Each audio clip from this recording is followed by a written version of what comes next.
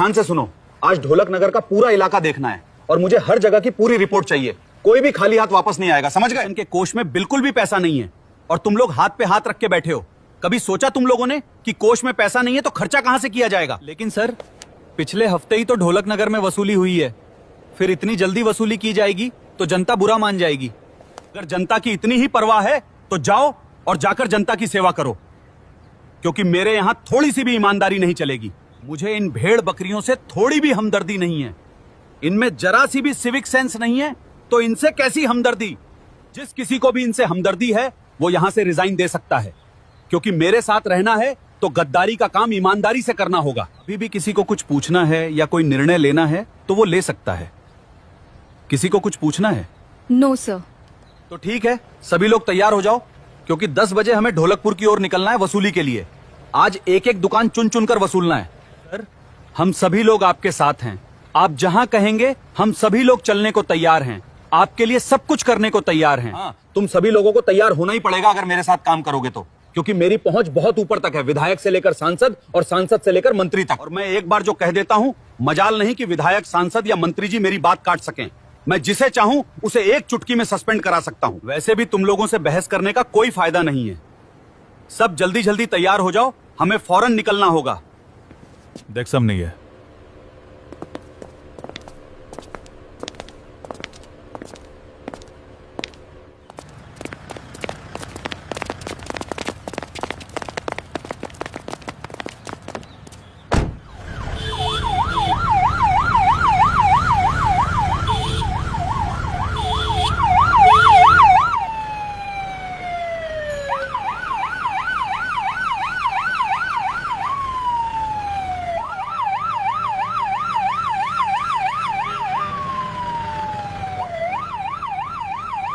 बेटी, कुछ पैसे हैं क्या तेरे पास? अगर हो तो मेरे लिए दवा ले आ, मेरी सांस फूल रही है। आज 3 दिन से दवा खत्म हो गई है, कुछ करो बेटी। मेरे पास तो बिल्कुल भी पैसे नहीं है, मैं आपकी दवा कहाँ से लाऊं? पैसों की वजह से तो कल से घर पे खाना भी नहीं बन रहा है। बेटी, सांस फूल रही है, ऐसा लग रहा है कलेजा फट जाएगा। बेटी ऐसा करो, मेरे पुश्तैनी गहने बेचकर दवा ले आओ। नहीं माँ, ऐसा नहीं हो सकता। मैं आपके पुश्तैनी गहने कभी नहीं बेचने दूंगी। आप सब्र रखिए, शाम तक मैं आपके लिए दवा ले आऊंगी। लेकिन बेटी, कुछ ना कुछ तो करना पड़ेगा। आखिर दवा कैसे आएगी? और घर पर राशन भी नहीं है। आज तो जैसे तैसे बीत गया, लेकिन कल का क्या? आप टेंशन मत लो, मैं कोई उपाय करती हूँ। मैं पैसे कमा लूंगी, लेकिन आपके गहने नहीं बेचने दूंगी किसी भी हालत में। ठीक है बेटी, मैं अब घर का काम करने जा रही हूँ। तुम जाओ और पैसों का इंतजाम करो, लेकिन शाम से पहले घर आ जाना। जी माँ, मैं जा रही हूँ, लेकिन आप अपना ध्यान रखना। मैं जल्दी आऊंगी, लेकिन दवा लेकर ही आऊंगी। तब तक खाना खा लेना माँ।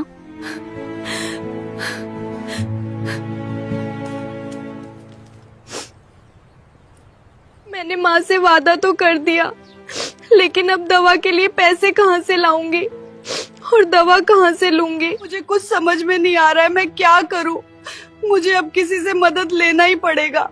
हे भगवान, मेरी मदद करो। करती हूँ, अपने दोस्त रूपाली को कॉल करती हूँ और उससे कुछ पैसों की मदद मांगती हूँ। वो मेरी मदद जरूर करेगी। हेलो रूपाली बहन, मैं बहुत बड़ी मुसीबत में फंसी हूँ, मुझे तुम्हारी मदद की जरूरत है।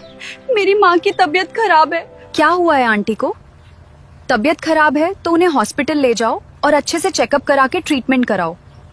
बहन, तुम समझ नहीं रही हो, बात केवल ट्रीटमेंट की नहीं है। दरअसल मेरे पास बिल्कुल भी पैसे नहीं है, तो मैं माँ का इलाज कैसे कराऊं? काजल, मैं तुम्हारी परेशानी समझ रही हूँ, लेकिन सच कहूँ तो इस वक्त मैं खुद भी थोड़ी दिक्कत में हूँ। मेरे पास अभी इतने पैसे नहीं है कि मैं तुम्हारी मदद कर सकूँ। तुम किसी और से कोशिश करो।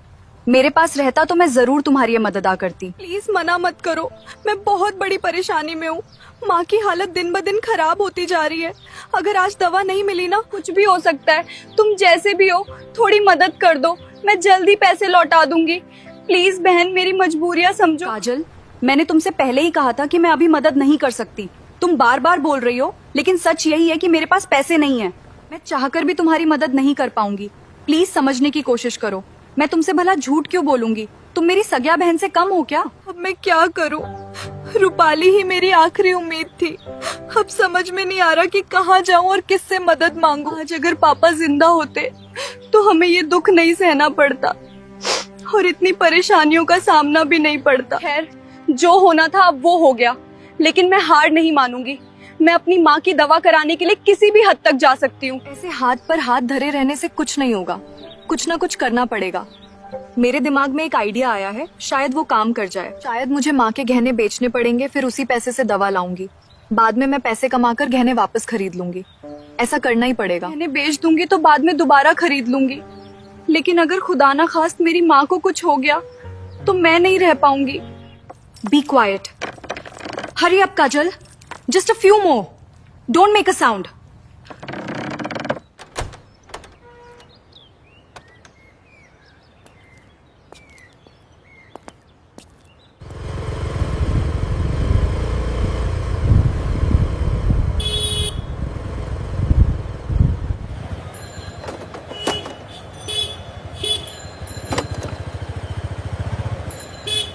भाई साहब, मुझे थोड़ी मदद चाहिए। ये कुछ गहने हैं जो मैं बेचने आई हूँ। मेरी माँ की दवा के लिए मुझे पैसे चाहिए। कृपया सही दाम दीजिए। जी बहन, समझ रहा हूँ आपकी परेशानी। पहले मैं गहने देख लेता हूँ, फिर देखता हूँ क्या करना है। वैसे भी ये गहने बहुत पुराने हो गए हैं। देखो बहन, सारे गहने कुल 2 लाख रुपए के हो रहे हैं। ये लो अपने पैसे। ठीक है भैया, आपका बहुत बहुत धन्यवाद। अब मैं इस पैसे से अपनी माँ के लिए दवा ले सकूंगी और 2 वक्त का रोटी खा सकेंगे।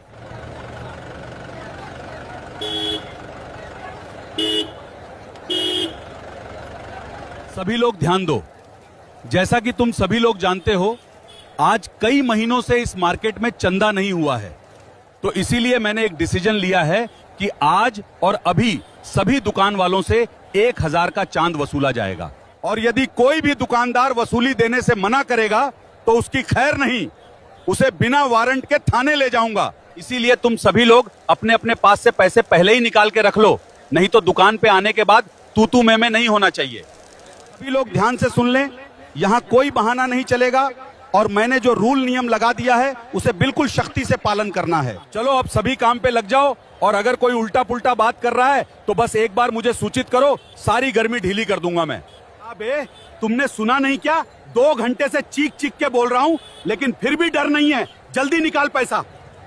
अब इस बार गैस की महामारी के वजह से ठीक से दुकान नहीं चला, और साथ ही आज 3 हफ्ते बाद दुकान खुला है।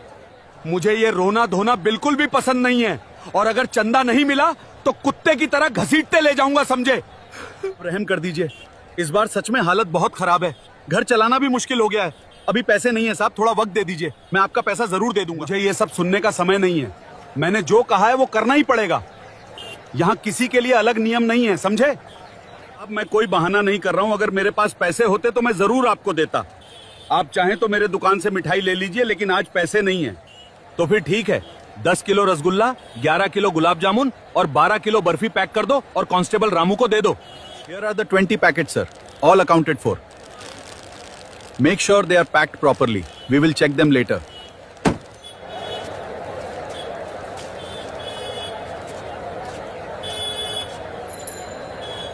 ए, सब्जी वाले, चल निकाल 2000 रुपए, क्योंकि आज 2 महीना से तुम भी वसूली नहीं दे रहे हो। तो 2 महीना का 4000 निकाल जल्दी। अब ये लीजिए 500 रुपए, और हमें माफ कीजिए, मैं बहुत गरीब हूँ। मेरे पास इतने पैसे नहीं कि मैं आपको उतने सारे पैसे दे पाऊं। क्या मजाक है? मैंने 4000 रुपए मांगे हैं। अगर पूरे पैसे नहीं है तो साफ साफ बोलो, वरना सख्त कार्रवाई करनी पड़ेगी और तुम्हें नुकसान उठाना पड़ सकता है। अब रहम कीजिए, मैं बहुत गरीब हूँ, मेरे पास उतने पैसे नहीं है जितना आप मांग रहे हैं। मुझे 1 महीने का वक्त दे दीजिए सर, प्लीज। बहुत हो गया तेरा नौटंकी, अब रहम गया भाड़ में, और हट साइड में। अगर अभी पैसे नहीं देगा तो तेरा ठेला उलट दूंगा। रुक, तू ऐसे नहीं मानेगा।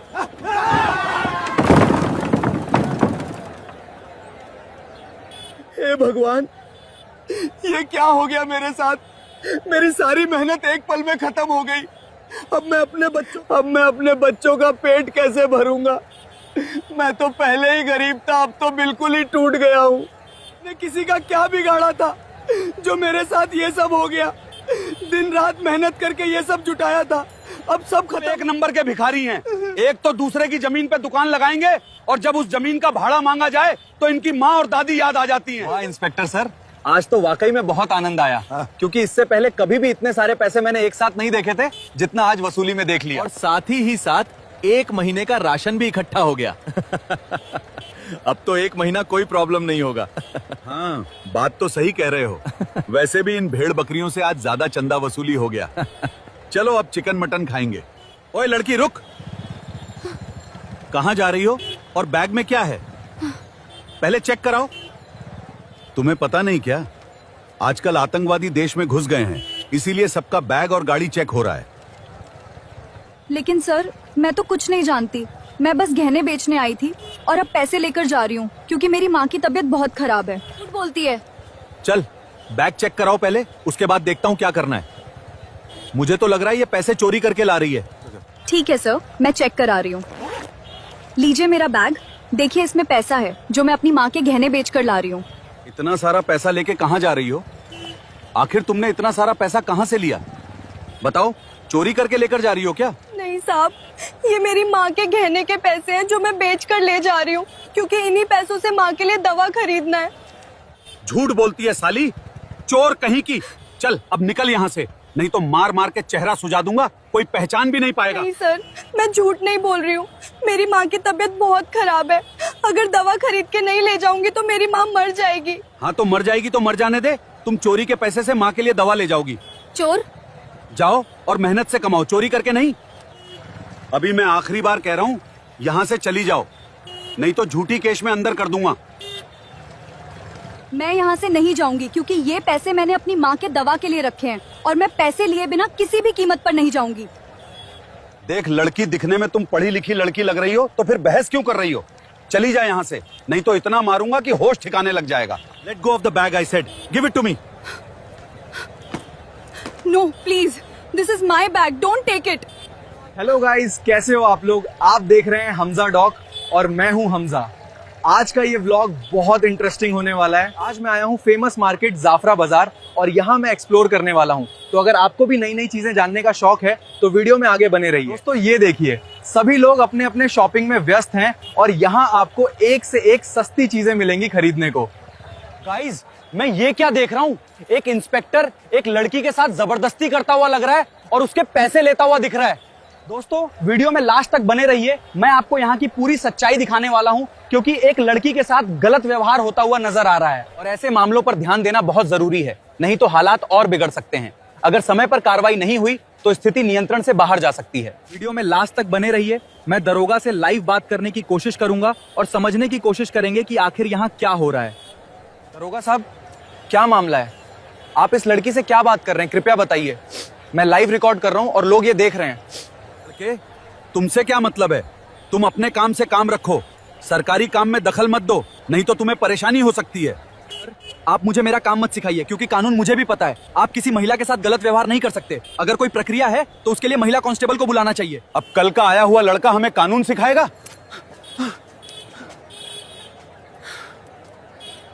Stop filming. Give me that. Hey, what are you doing?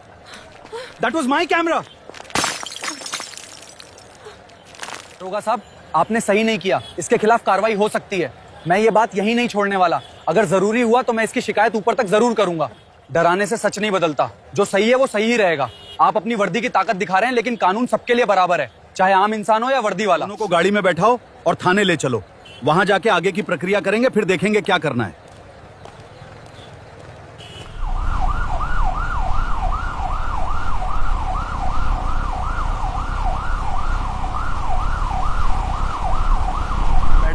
मेरे हाथ में एक बहुत बड़ी पेन ड्राइव लगी है।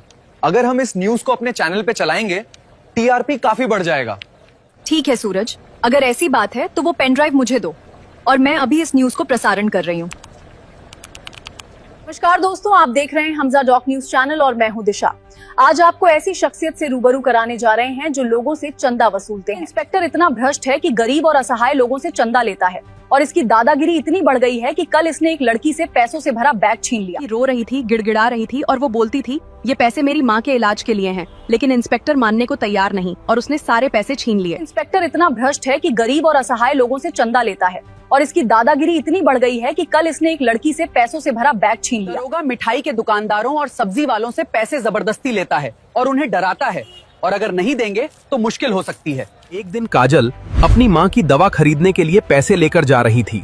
रविंद्र सिंह ने उसे रोक लिया और उसका सारा पैसा छीन लिया। अभी व्लॉगर हमजा वहां से गुजर रहा था और उसने सब कुछ कैमरे में रिकॉर्ड कर लिया। रविंद्र सिंह ने हमजा का कैमरा तोड़ दिया, जिससे ब्लॉगर निराश हो गया। दरोगा केवल कैमरा ही नहीं तोड़ा, बल्कि काजल और हमजा दोनों को अपने साथ पुलिस स्टेशन ले गया। ये तो इत्तेफाक कहिए कि हमें डेटा पेन ड्राइव से मिल गया। वीडियो में लास्ट तक बने रहिए, हम आपको दिखाते हैं कैसे भ्रष्ट इंस्पेक्टर दिन प्रतिदिन जनता पर अपना राज कायम करते जा रहा है। हम आपको दिखा रहे हैं कैसे इंस्पेक्टर रविंद्र सिंह गरीबों से वसूली करता है और अपने पद का गलत इस्तेमाल कर रहा है। ये है उसका असली चेहरा।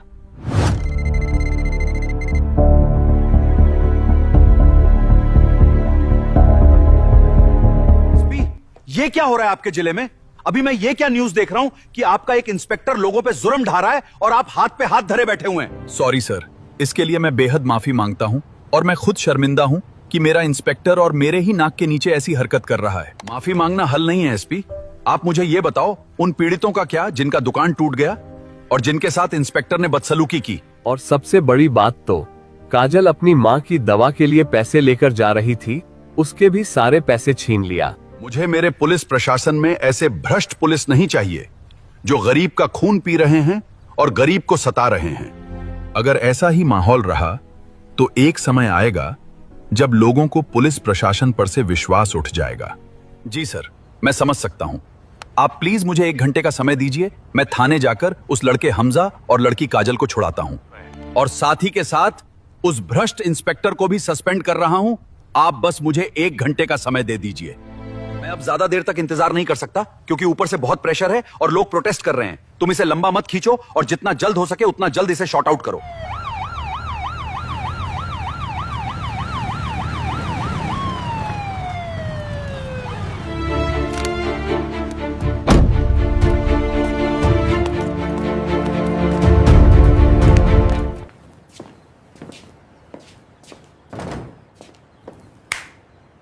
सर आप कब आए?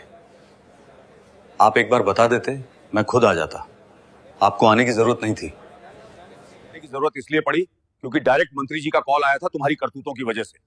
जो तुमने कल किया था आज वो पूरे देश में फैल गया है। सर दरअसल गलती मेरी नहीं है। ये दोनों लड़का और लड़की घूमने जा रहे थे और मैंने इनसे इनका एड्रेस पूछा तो ये बुरा मान गए और मुझे बुरा भला बोलने लगे। यही कारण है कि मैंने इन्हें अरेस्ट किया। और जो कैमरा में रिकॉर्ड हुआ है वो झूठ है। फिर एक झूठ को छिपाने के लिए कितना झूठ बोल रहे हो इंस्पेक्टर? अब तो अपनी गलती मान लो। इंस्पेक्टर, शायद तुम्हें पता नहीं तुमने कितना बड़ा गलत काम किया है।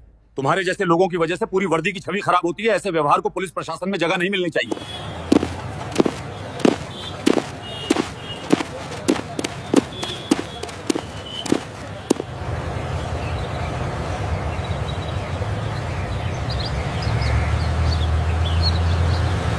सर सबसे पहले तो ये बताइए कि काजल के 2 लाख रुपए जो इंस्पेक्टर रविंद्र सिंह ले लिए थे, उसका क्या हुआ? इस कन्फेशन में क्लियर कर देना चाहता हूं कि इंस्पेक्टर को मैंने दोषी पाया है। ये मार्केट में अवैध वसूली किया करते थे और लोगों से अन्य प्रकार के पैसे लिया करते थे। हम अपने नागरिकों को विश्वास दिलाते हैं कि न्याय जरूर मिलेगा और किसी भी दोषी को बख्शा नहीं जाएगा। पुलिस प्रशासन जनता की सुरक्षा के लिए है, न कि उन्हें डराने के लिए। जो भी अधिकारी अपने पद का गलत इस्तेमाल करेगा उसके खिलाफ कड़ी से कड़ी कार्रवाई की जाएगी। ये पुलिस विभाग की छवि का सवाल है और इसे किसी भी हाल में खराब नहीं होने दिया जाएगा। मैंने सख्त एक्शन लिया है और इंस्पेक्टर रविंद्र सिंह को परमानेंट सस्पेंड कर दिया है क्योंकि ऐसे पुलिस प्रशासन की वजह से सारा सिस्टम बदनाम हो रहा है। जो लोग इंस्पेक्टर का साथ दे रहे हैं, गहन छानबीन के बाद ये लोग भी पकड़े जाएंगे और मैं माननीय न्यायालय से अपील करूंगा कि इन्हें सख्त से सख्त सजा दी जाए। मैं आप लोगों से अनुरोध करना चाहूंगा कि आगे कभी भी ऐसी कोई गतिविधि देखें तो हमें एक बार जरूर बताएं क्योंकि ऐसे लोगों का मन बढ़ता जा रहा है। और काजल और हमजा को इंस्पेक्टर के द्वारा बंद करके रखा गया था, उन लोगों को भी बाइज्जत छोड़ दिया गया है और काजल के पैसे भी उसे वापस कर दिए गए हैं। सर क्या आपको लगता है सिस्टम के नीचे तबके के लोग इस भ्रष्टाचार के लिए दोषी हैं?